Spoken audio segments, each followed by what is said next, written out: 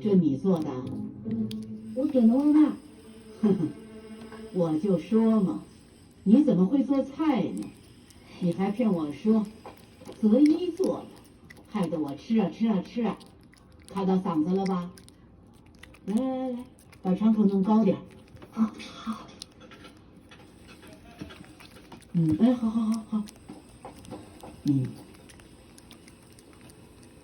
你呀，就是没人教，所以呢，你才不懂礼数，什么场合该说什么话，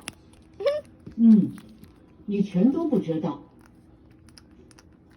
我知道你不聪明，但你总得有个虚心学习的样子嘛，这样你才会进步啊。